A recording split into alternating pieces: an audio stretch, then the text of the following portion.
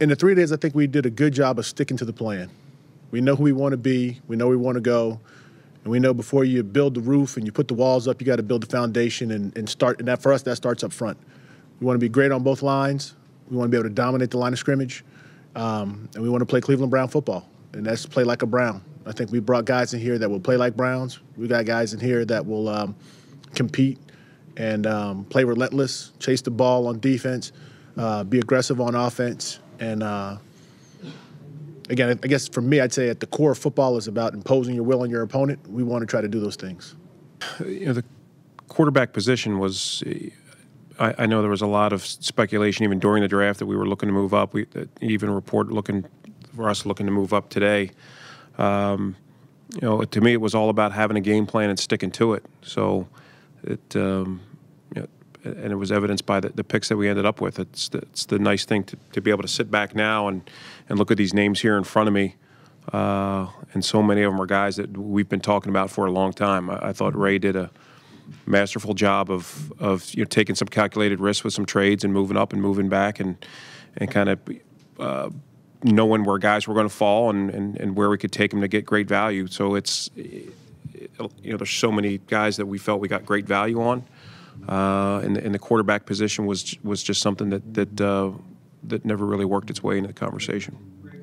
I get that the quarterback is exciting, or people like it, or people like to hear another name.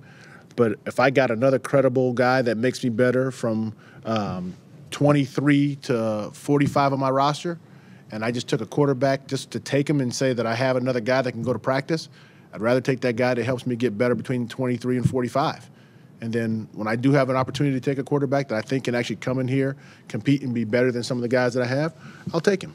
To me, there's a lot of different ways to win football games, and to me, you just don't force a situation. Do we look at it and say, okay, if we perceive our quarterback room is not the best in the division, what does that mean? Do we call the league and cancel games? We still got to play them.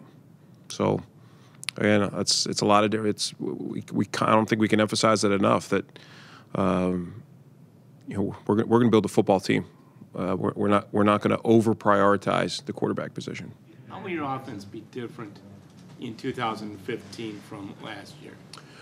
That's hard to say because the players we just added and you know, how we're going to look. It's something that you know, Flip and I share the same philosophy that we're going to fit our system to the players and not the players to the system.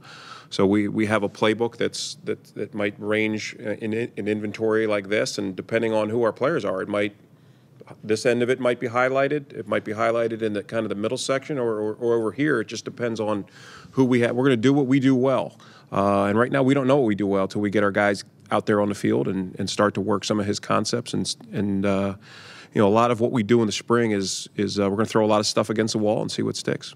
You know, we say play like a Brown. I mean, that's something that we truly believe in, and we have the words and the intangibles, and you can go right down this list. You talk about guys that are competitive, guys that are relentless, guys that are tough, and then the one that jumps out as well, and I think it's been a theme throughout, is productive. And I think there's a lot of college production, you know, throughout this list of players that we took.